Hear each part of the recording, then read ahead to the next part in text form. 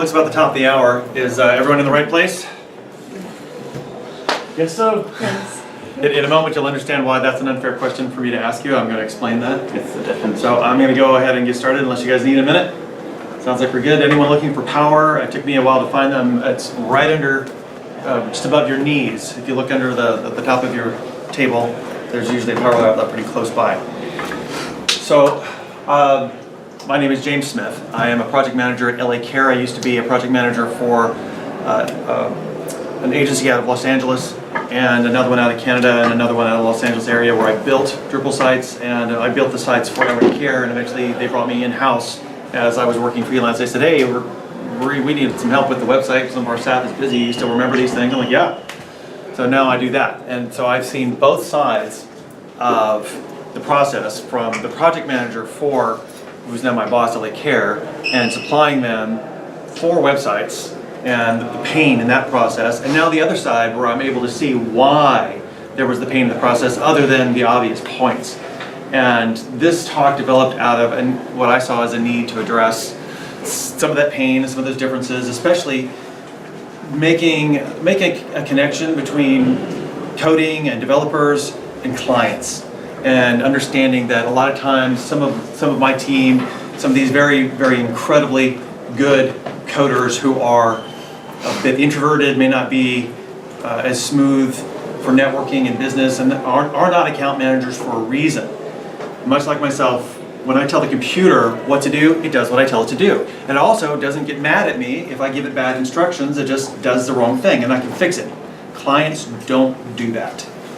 And the rest of your team doesn't either. So I want to go over some basic techniques today to understand your relationship with your client, your relationship with your team. This means people working for you and the people you work for as well. Any questions before I go on? So this is the idea, is that I want to talk to you about the machine is logical, and this is really the last point in which I'm going to mention this. The machine is logical, and it takes my instructions and does what I've told it. And if I've told it something wrong, it does something wrong, and I can see that and correct it. Language and clients are not logical. They don't do what I tell them, and the process is much different. So I'm going to start with simple understanding the communication process.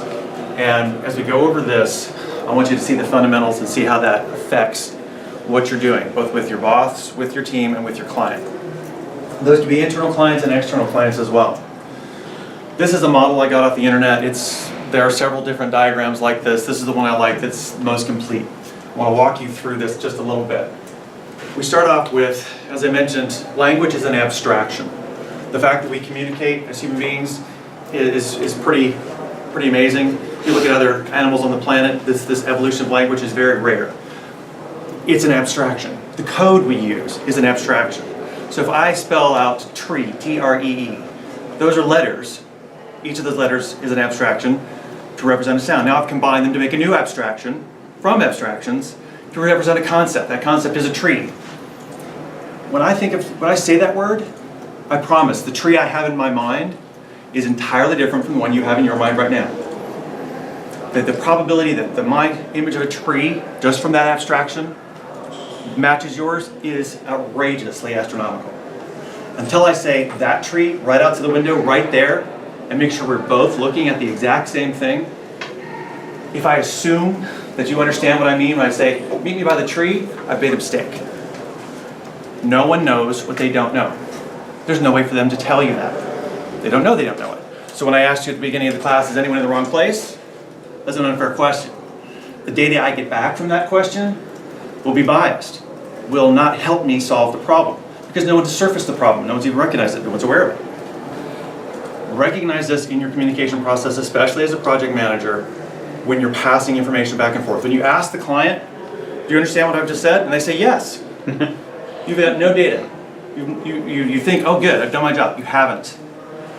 You have started a communication event, and you haven't finished it, and here's why. This part right here, this feedback loop at the bottom of this diagram. Let me walk you through this.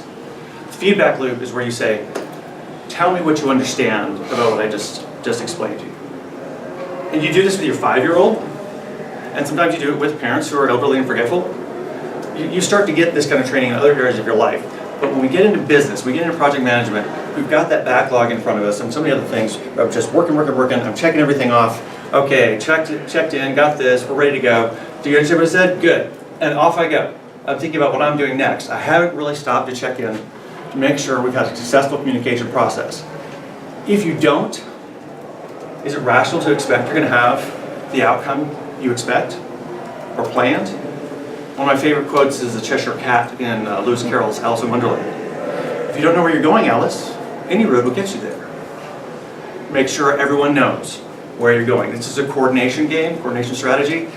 These are the things that John Nash talked about, the guy from A Beautiful Mind. This is exactly it. You have to say, that tree right there. Tell me which tree we're going to. Get that feedback. Let me go over this a little bit. As I said, when I describe the tree, there's a source. You don't think in language. It's something you learn. You're born thinking, but you're not born with language. You learn it. But you see an infant. You can see an infant struggling and making faces and recognizing you. They're thinking. There's cognition going on. It just doesn't have language yet. When we add words, when we add vocabulary, we add language, the ability to think, the ability to create, the ability to communicate becomes more refined and more powerful, which is why we've done it. So I'm going to have an idea. That idea at first exists outside of language. I'm going to encode that into this abstraction of language. Then there's a channel through which I'm going to communicate this message. Right now, the channel is my voice. The channel can be email. That channel can be written mail. That channel can be the sound of my voice over a phone call. That's the channel. And you hear mentions of channel in marketing as well. There's a channel to market. Noise can happen in that channel. So if there's a lot of noise outside, other people are talking, you can't hear the sound of my voice. If someone spills their coffee on that written note, you may not be able to read it. That's noise. Noise can happen here in encoding. Noise can happen here between source and encoding. Noise can happen here. On the other end, you're going to decode my message. It can happen here. Then you're going to decode it back into a concept. Noise can happen here. 5 places for what we call noise to creep into the communication process and garble the message. So when I say tree, I've gone from that source to this one. There's a tree in my head. Now there's a tree in your head because I've said it. It's like saying, don't think of a giraffe. The first thing you do is think of a giraffe. So now I need to make sure they're aligned. Now I'm looking for response and feedback. I'm looking for eye contact. I'm looking for body language. I'm looking for tone. And then you have to actively say, which tree are we meeting at? And they say, that one. No. That one, your other right hand. Check in. Look for the feedback. Ask for it. Start to develop this as a habit, especially with clients. And you'll have to develop your own style of doing this without becoming obsequious, without being burdensome in the process. Find a way to make it smooth. Any questions on this? There's 2 parts of this diagram I've not gone over. There's these 2 big circles. And this is the interesting part. And this is where the majority of your noise is going to come from. And what I want you to take away from the session is an understanding of how noise interferes with the process, wrecks the process, makes unhappy clients, makes unhappy team members, makes unhappy bosses. Those 2 circles represent your field of knowledge. When I say tree and you think of tree and I think of tree, those are those field of experiences.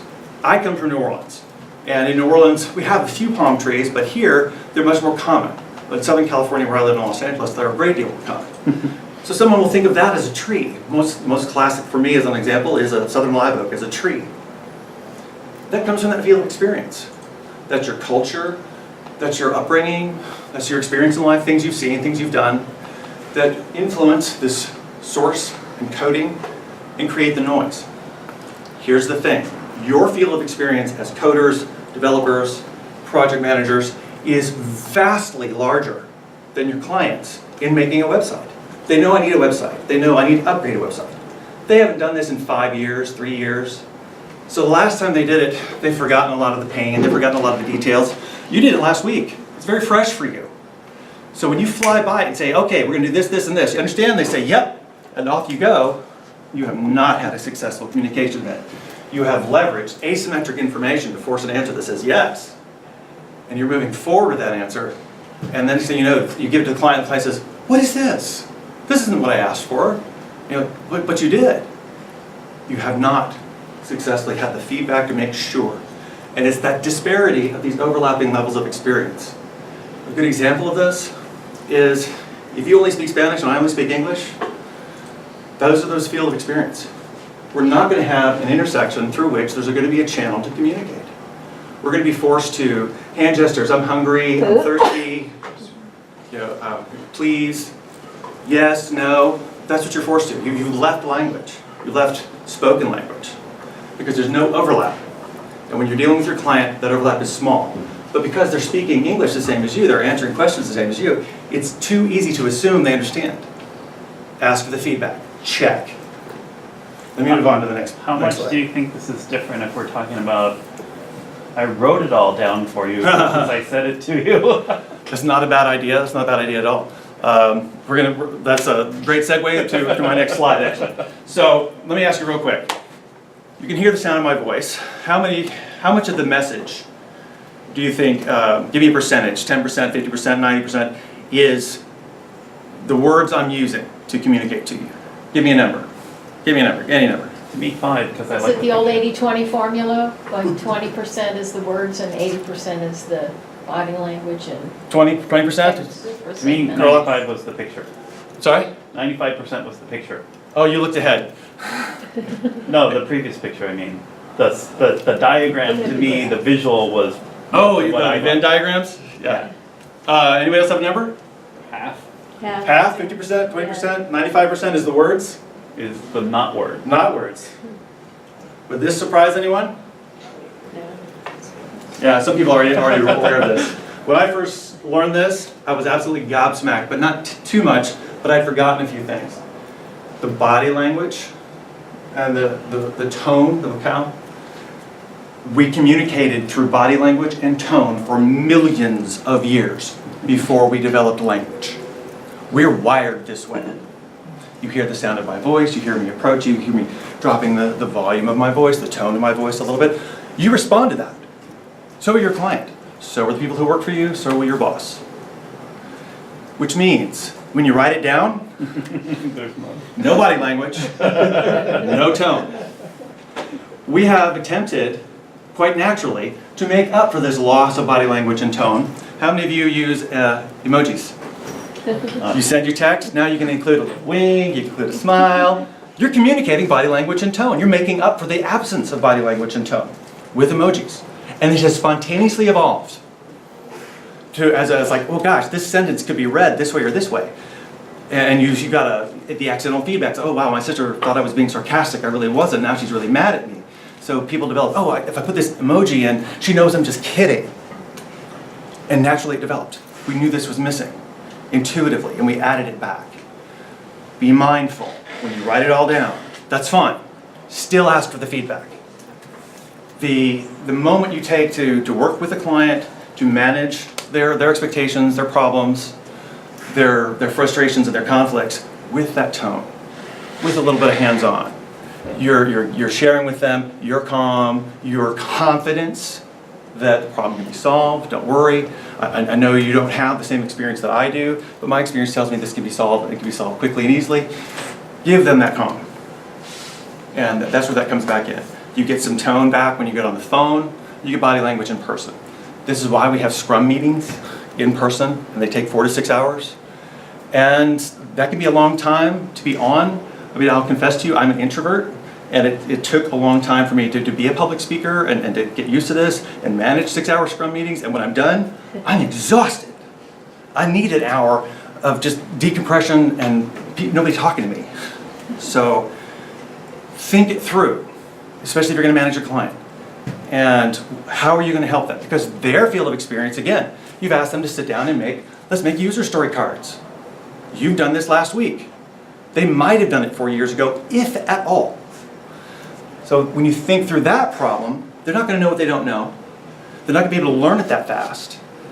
If you can think of a way to say, okay, we're going to have a sprint meeting in about a week. This afternoon, I'm going to come over for about 30 minutes, and we're going to spend a little time, and I'm going to prepare you for this, for the kind of ideas. Start cooking the ideas for them. Because what's going to happen is they're going to go to that sprint meeting, they're going to have all the ideas, and there'll be all this noise in the meeting, and then later that night, long after the meeting, long after you've had your backlog created, you've done your sprint, you've got your budget, they're going to come up with another great idea, which is kind of why we have the product owner as part of the sprint team. If you can get those juices flowing ahead of time, you can capture those ideas in that sprint, which is some of the agile ideas as well. Any questions so far? I'm going to have to slow down, I'm talking too fast. All right.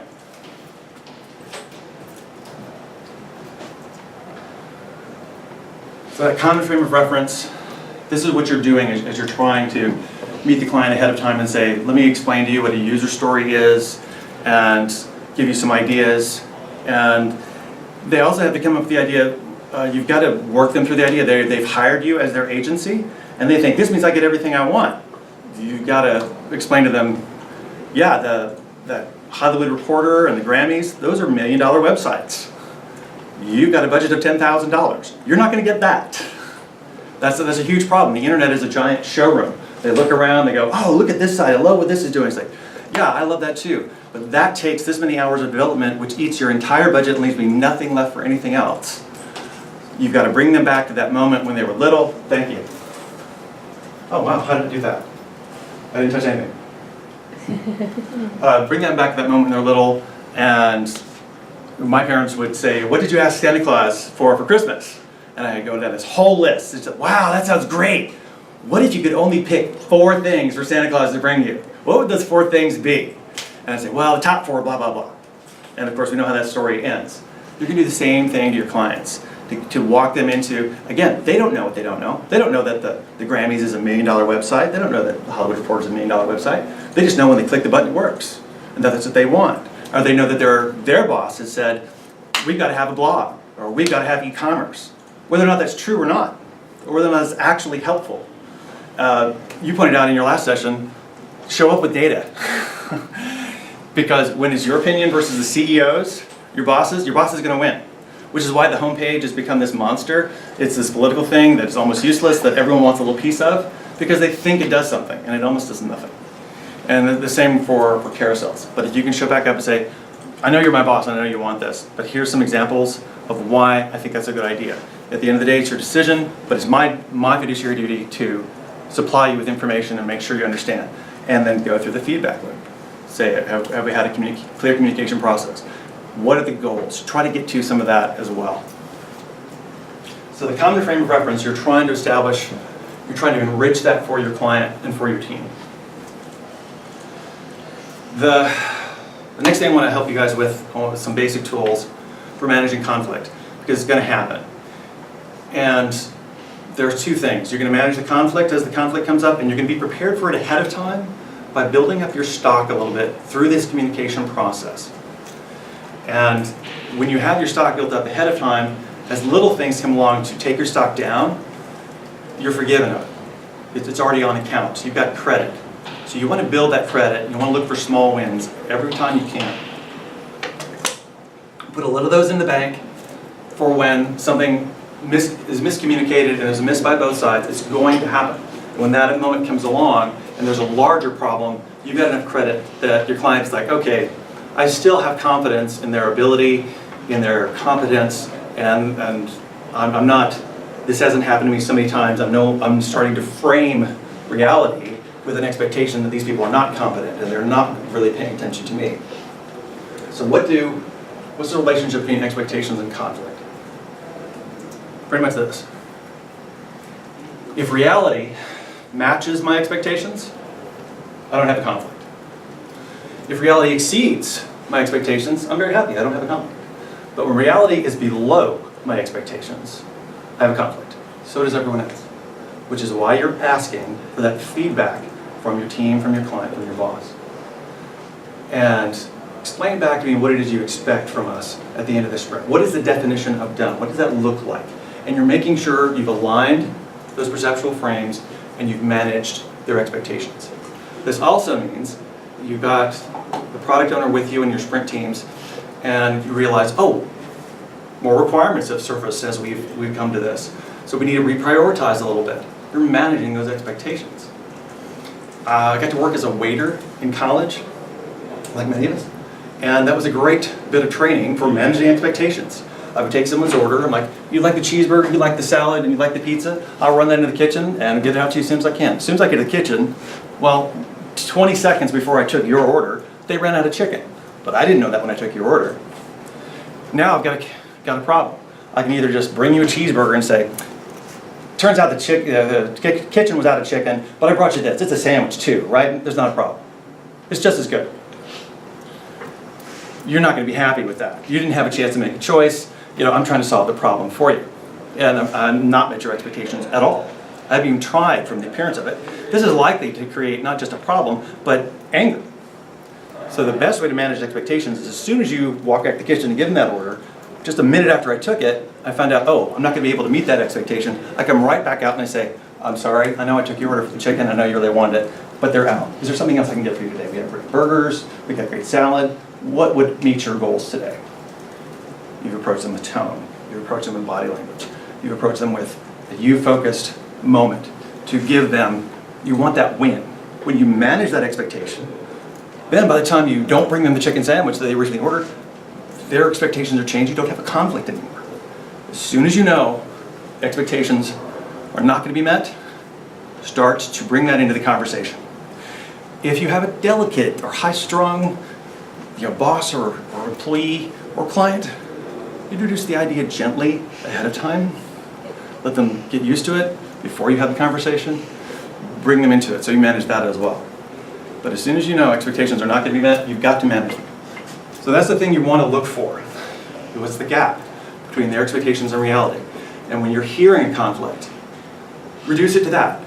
This person's telling me they have a conflict. They don't like my management style. They don't like how much I'm producing.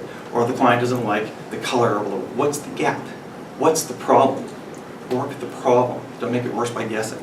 Look for the gap, address it, surface it, and give them that acknowledgement.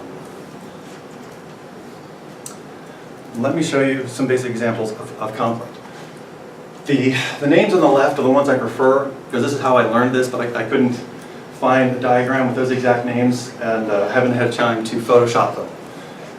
What if I told you every emotion you could name is only one of 6 emotive states? What if I told you every, not human being, not ape, every primate, great ape and lower ape alike, on this planet will show you their emotive state in one of these 6 ways. Every primate on the planet. We are wired this way this far back. Tone, body language. We communicated to each other something to be afraid of, something that was dangerous, with tone and body language years, centuries, millennia before we had words to say, hey, don't eat those, they're bad. So when you're in that moment, you're listening for the tone, you're watching the body language, ignore the words. Only 7%. What are they communicating to you? Am I happy, sad, mad, or afraid, ashamed, confused? In each of these cases, what's the problem? What's the conflict to manage? Well, somebody who's happy, that's not a conflict. I don't have to manage that. Somebody who's sad, that's relatively mild. What's making you sad? Is it something in my control? Can I give you some support and make you feel more included? Something like that. Sad, you can't necessarily fix, but it's still not the degree of problem we're going to get to in a moment. Afraid, happy, sad, mad. Oh, I'm going to skip mad for a moment. If I'm afraid, again, I can look under the bed for you, I can look in the closet, I can leave the light on, and make sure there's no monsters. What's making you afraid? I can start to ask you to tell me and give you confidence that I'm addressing it, that I'm managing your expectations. And you're still in a pretty safe place. Fear can reach a point where you've started to stop thinking. It becomes panic. We usually don't see that in business unless someone is extremely high-strung. And when you do, try to recognize it, back up and deal with that. And once they're calm, then you can get back to some business and production. Ashamed, not a lot you can do about ashamed except tell someone, no, it looks great like that, really. No one can tell that you cut your own hair. It's not noticeable at all.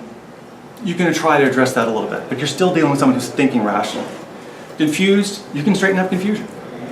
The one that's a problem is mad. When someone gets angry, and a client or employee, they're feeling incensed, they're feeling unjust, they're feeling sanctimonious. And as they start down this chemical path, reason goes out the window. You're not going to be able to rationally pull back someone who is really, really angry. Telling them just calm down only makes it worse. You might as well throw gasoline on a fire. Don't do that. Validate it. Say, wow, you have every right to be mad. I am so sorry, and I'm going to be right on that. Find a way to disengage from the communication process if you can, but if you make a judgment, do they need to just vent for a moment? Let them vent. Don't defend anything. Don't stand up to anything. Don't correct misperceptions of anything. Tell them, I hear you, validate. There's a difference between saying I'm sorry and an apology. There was a class in business school that says, I'm sorry, I'm not apologizing. And it's referencing the way we use language and how often you hear someone say, oh, I'm so sorry. And you say, oh, my aunt died. And someone says, oh, I'm sorry. Was it your fault? Did you do it? Well, no. It's an affectation of speech, but it's become almost meaningless. So there's a huge difference between saying I'm sorry and an apology. An apology has two parts. One, the acknowledgement of what's wrong, whether you did it or not. If you did it and you want to own it, you say, that's my fault, you're absolutely right. When you were asleep, I painted your face purple. I thought it'd be funny. That's my fault, I did do that. And I will never do that again, which is the second part of an apology. What you're proposing to fix it. Now you're giving someone confidence. You've given them a reason to believe they're supported and listened to. That's going to calm them down. Saying calm down does nothing. Please don't do it. And then giving them a reason to expect that you're going to address the problem. And this is why you want to play that poker game where anytime you can make a micro win, you do. You're adding to your pile of chips. Because they're going to be taking away from them every time there's some little microaggression, something they don't like, they're going to take away from your account a little bit. And once you reach 0, you're operating on credit, which only goes so far. That credit, the longer you have a relationship, will last a long time. An easy way to see this model, look at your own family. Think of how often you're willing to be patient with a brother or sister or cousin versus some complete stranger. The complete stranger has no credit with you. But your brother, your sister, your cousin will do something really annoying over a while and wear you down to about 0, and you'll still give them credit for a while before you finally say, okay, you were just too poisonous to have at Thanksgiving dinner. No one wants to hear about the New Orleans Saints all night long. So, I'm sorry, I'm from New Orleans, I will probably do that. So I'm going to ask you not to come. Think something like that. That's why you want those wins. So you're going to stock that up to have that in place. You're going to need it. So look for them, win them. Ask your account manager to do it. You as the project manager, think of this as the customer service, not just, am I getting everything done? Is all the production being done on time? Are the sprints being done on time? If you are client facing, and if you are dealing with your dev team, that's your client in some ways. If you're dealing with your boss, that's your client in some ways. You've got to manage the communication process and the relationship. So, happy, sad, mad, afraid, ashamed, confused. Anger is the one to be worried about the most. Be mindful of the fact that someone who is really angry, if you do the wrong thing, they will get more angry and they're turn the brain off. Find a way to get through that moment. Help them get through it. Don't fight. If they need someone to blame, let them. Waiting tables, the thing I found, most customers who were unhappy with their meal, they got what they wanted, they just didn't like it very much, or something about it just made them unhappy. They're fine once you let them explain, this really wasn't what I expected. But that's the limit of how angry they are. When a client has just invested millions of dollars, they're going to be a great deal more angry or have a larger image to deal with. The person who's just eating dinner says, this event is over in 15 minutes and I don't have to worry about it. The person you're dealing with at a major corporation who is spending $1 million on a website and it's not going the right way, and their boss is going to be mad and the board of directors is going to be mad and oh my God, I don't know if I'm going to keep my job after this. All these images come into play to start making them afraid, which starts to make this anger become irrational, which is why you're not going to get through that moment with them with any kind of thing that's rational or reasonable. You've got to be the rational, reasonable person in that moment. Listen to them, facilitate them, help them get the other side. When you hear someone say they're frustrated, this is what's interesting about this diagram. The words we use define the range of our emotional experience. For most of us, ashamed, how many words can you think of the name ashamed? Give me an ashamed word. I'm holding up a number behind my back, we'll see if we get it. See, it's harder than you think. Yeah. Embarrassed. Embarrassed, there's one. Anybody else? Just shout one out. Ashamed, there's one. Guilty. Guilty? Not, it's quasi, not bad. Surprising, isn't it? That was the number I put behind my back. How about angry? Give me some angry words. The first word that comes in. Frustrated? Yeah, livid. Livid? Furious. Furious? Donald Trump? Oh, sorry. Different kind of mad, but I understand. That's mad the noun. Yeah. I'm thinking of the verb. Shame too. Our list of words, our list of vocabulary in each of these 6 categories defines the range of our emotional experience. And most of us have a huge list of angry words. I'm pissed, peeved, annoyed, irritated, angry, furious, enraged. And we have this great gradient to move along. When it comes to something like ashamed, I'm embarrassed. That's about it. That's usually a small range. You can do this as an exercise. You can increase your emotional range. You can teach your children to increase their emotional range by giving them a vocabulary. It's the same thing. As we have words, a different level of abstraction, it refines our ability to do something even more and more and more precise. When you hear the word frustrated, make a mental note, especially from your client, because that's a combination of fear, sadness, and anger. And as frustration continues, it turns into real anger. And now you've turned the brain off, because now that perceptual frame starts to become with, this is being reinforced, what I'm angry about, what I'm frustrated about is continuing to happen. That's the nature of frustration, is I'm trying to make this work, it's not working. I'm still hitting the button, it's still not working. I'm giving it the input, it's still not working. I'm talking to the project manager, I'm not getting what I want. I'm still talking to the project manager, I've told him the corrections, I'm still not getting what I want. And that becomes a feedback loop. And you will go from frustrated to angry in a way that is impossible to deal with pretty quick. So when you hear that, raise yourself a yellow flag and think, all right, what do I need to address? Go back to that diagram, ask for the feedback. Tell me what you're frustrated about. What's happening? How can I do something about that? Sometimes asking that question, how can I do something about that, forces them to say, well, my boss made me mad this morning, there's nothing you can do about that. And my kids brought home bad grades, there's nothing you can do about that. I'm just concerned about the website getting done on time. There's actually, only a tiny piece of data that has given them something in their experience that says, I should be worried about this. But connected to other things that are happening, all of a sudden, they're worried about it.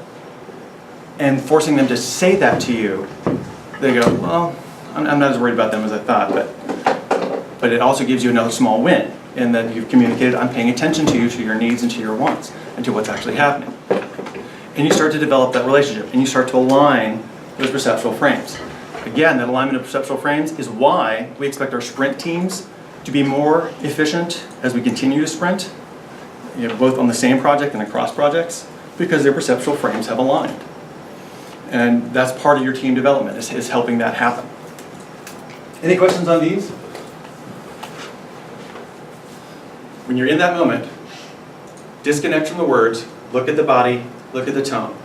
Ask yourself, is this person an ice-cold poker player and they're really good at shielding their emotive state? Or are they communicating something very different with when you're 5 and you broke your mom's favorite vase and she says, I'm not angry. Do you believe her when you see that body language? No. She is angry, she's frustrated, she's upset. But she's trying to say, accidents happen, I'm not angry at you, I'm angry that this happened. And she's still got a process. Watch the body language and ask yourself what's really happening. And that is what tells you the gap. What do I need to address? Not just, oh, I've got to make this work. I've got to make that work to give confidence to my employee, my boss, my client, to have a successful communication event, to give them back that confidence, to win back the credit in my own account and the confidence in me and my company, and me as a boss or me as an employee. Work the problem. Anytime you hear your employees, your boss, or your clients expressing, I'm pissed, I'm peeved, I'm miffed, I'm ashamed, I'm embarrassed. Whatever word they use falls into one of these 6 categories, and you can reduce it to, I am angry, I am afraid, I am confused. No matter what the vocabulary, start to think of these 6 states. What are they telling me? What's the gap? What do I need to address? Is it in my power to address it? Is it my responsibility to address it? Don't pick up problems that aren't yours. Don't try to solve problems you can't solve. and focus on what you can. And even that becomes a win and builds confidence. The more you do this, your client's like, this guy's really sharp. You know, so sometimes you sit there and you ask your client or your employee, what are you frustrated about? Oh, my kid's got bad grades. You know, the boss yelled at me this morning. That's really terrible. I hate it when that happens. You haven't solved anything for them. You haven't owned it for them. You haven't taken responsibility for them. But you've acknowledged what they've said, and that helps. These are my takeaways. Remember the active listening. So when someone, you have to own the communication process. It's your responsibility as the speaker. The onus is on you to make sure that the message you're delivering was received. You can't just say, "Do you understand?" And they say yes, because no one knows what they don't know. You have not kept your duty to yourself. It is your duty to make sure the message is delivered and understood correctly. When we're meeting by the tree, that tree right there. Which tree, everyone? That one. When you go to McDonald's and you say, "I want the fish sandwich," and the teenager who's not listening hands you the cheeseburger, you can say, "That stupid teenager, they weren't listening, that's so annoying." Yeah, you can walk out of there, your expectations have not matched reality, you don't have what you want, you can be frustrated, you can be mad. Who's walking away with the problem? The teenager who wasn't paying attention? Or you? You don't have what you want to eat. Maybe you can't eat the cheeseburger, maybe you're allergic to it. Now the problem gets worse. That's why the responsibility is on the speaker, not the listener. The listener doesn't know what they don't know. No one does, ever. To expect that is to set yourself up for failure. You must own the communication process. You must make sure it is complete from end to end across that diagram. And as a good business person, as a good team leader, that means when you're listening, and this person you're dealing with doesn't have this knowledge that they own the responsibility to make sure that I understand the message, you can bring the skill back up and say, "Let me tell you what I understood from what you just told me. Is this right?" You facilitate the feedback loop on your own. Give them feedback and say, "Is that right? Is that right? This tree over here? That cheeseburger, not the fish sandwich?" Give the feedback. Ask, and then ask for that again. Make the loop complete.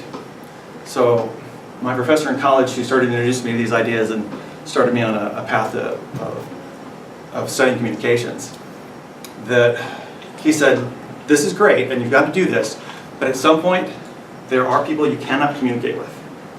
You can only successfully communicate up to the level of skill of the person you're interacting with." And the simplest way to view this is going back to the English and Spanish example. If you have no Spanish and they have no English, it doesn't mean they're not smart.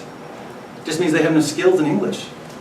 And you're not going to be able to go through that channel of spoken language. You're going to have to go through a different channel of physical language. Thank you, I'm hungry, I'm thirsty, gosh, I'm worried. Some form of pantomime in a different channel. And hope there are better skills there, but most of us are pretty good at that. So you've got to own the communication process and be responsible for it. Remember, they don't know that they don't know. If you ask them, do they understand? That's not data, it's not information that completes the loop. Ask them to tell it back to you, which is something you do in those sprint meetings. Email, phone, and in person, there's a hierarchy of how rich the communication is. So email removes tone, removes body language. The phone, you get the tone back. In person is best, and you get that connection. It's amazing, the connection we have to somebody in person. They're studying this in robotics now. I don't know if you guys have seen this. They're taking small robots and they're putting them on the desk for you to take an online training or computer training. And the little robot says, "Okay, let's go," and then maybe it'll animate it, like was it the Philip the fish that would sit on your wall and move around when the music played? Okay, and that's all this thing does. It doesn't work in a car factory and weld things and move big heavy things. It's just sitting there keeping you company and prompting you. And the data shows a significant difference, and I'm using that in the statistical sense, that people's learning and their retention is higher, measurably higher. Just because you put a little robot on the desk that's saying, "Okay, let's go, that was fun." And people start to interact. And they've discovered, they'll do things like, I saw one with a robot you played rock, scissors, paper with, and people were not as engaged. Then they told the robot to cheat.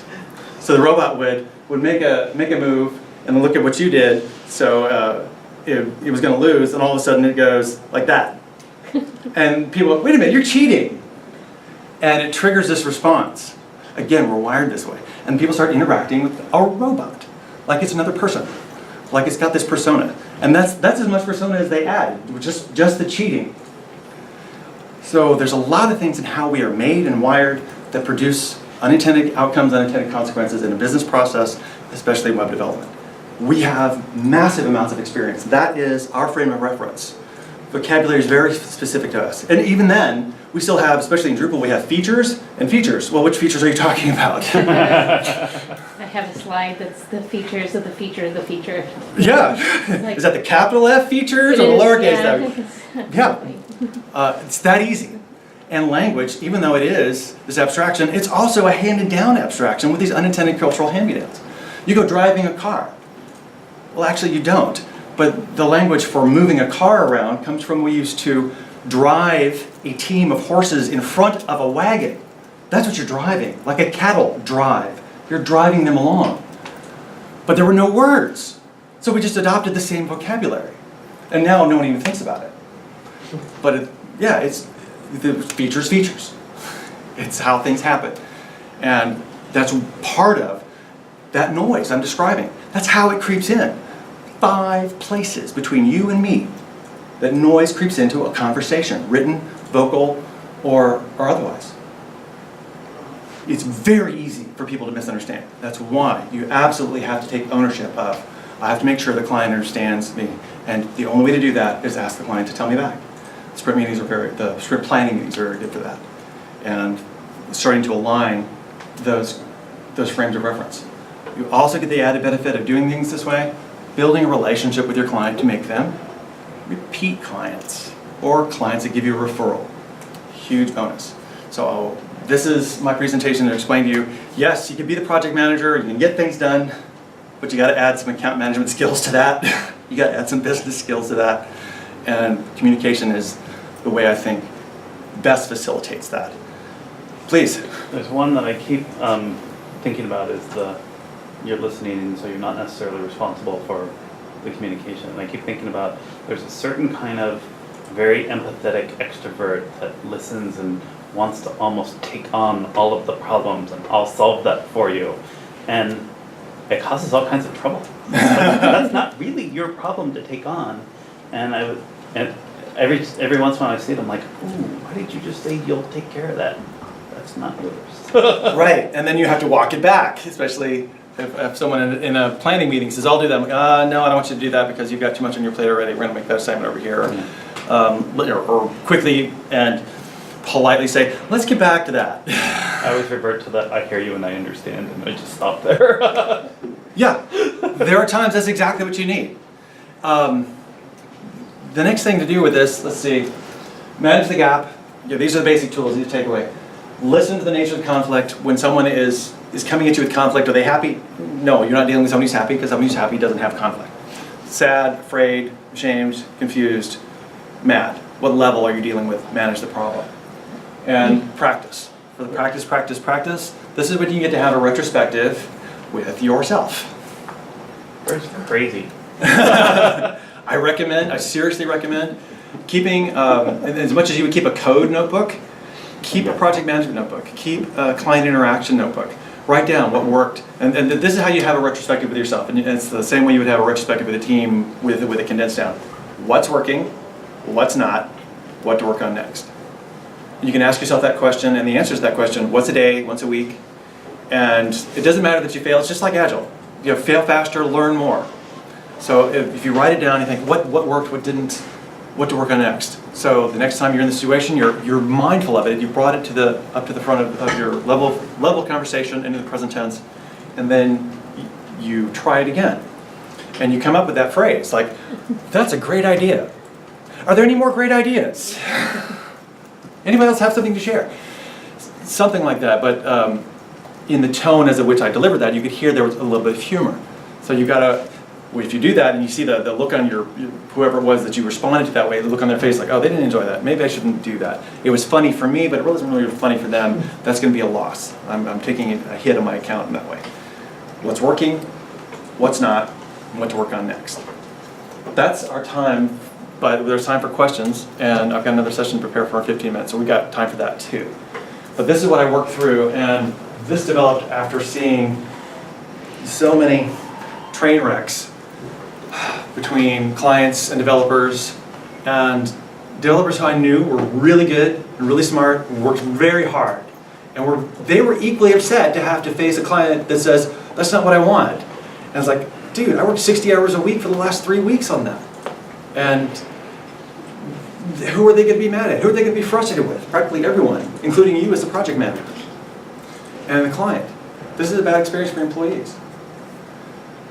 Finding a way to get that win, those small wins, just by saying, I hear you, that's valid. Let me find a way to address that for you. And come back to them, don't ignore it. Say, okay, I've looked into that, or I haven't forgot you, but I've been heads down for the last week, and I'm not able to look into that, but I'm still going to get onto that. I think that's important. Things like that. You may arrive at a point where it's like, I've looked into it and I don't have a solution, but you've kept up. You've told them you've validated their experience, and you've told them they're important, and managed a win out of a situation that you couldn't fix, just by being a good manager, being attentive. What can I answer for you? If everybody talks at once, I can't hear. What do you do with that kind of person that just never gives you the win, that never gives you the credit, that you never earn the points? Oh, for your idiosyncrasy account? Yeah. That's what my professor called it, and I just never learned another name. Glenn from ImageX used to call it his poker account. Glenn does a great job of explaining that, if any of you know Glenn.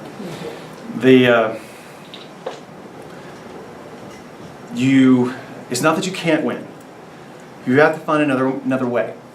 So one of my clients at one time was a very wealthy client, even though they were forcing us into a very tight budget. Everyone does. We had a miscommunication, and I needed some of that win back. I needed to replenish that account. So I brought over a case of wine, and it wasn't cheap wine. And I expensed it to my boss, and my boss said, what are you doing? I'm like, trust me. This client is used to things at a certain level. If I just walk over with a box of cookies, which I've done, cookie diplomacy goes a long way. Show up at a meeting with cookies. Find some gluten-free cookies to bring, just in case someone like me doesn't do that. But all of a sudden, I brought them all good wine. They're like, okay, that's all right. Finding a way to connect. Just keep trying. What's working, what's not, what to work on next. As you start to focus on it and eliminate, this isn't working, this isn't working, this isn't working, what can I try next? You either learn the limit of your own skills, you learn the limit of their ability to listen, or you eventually find something that works.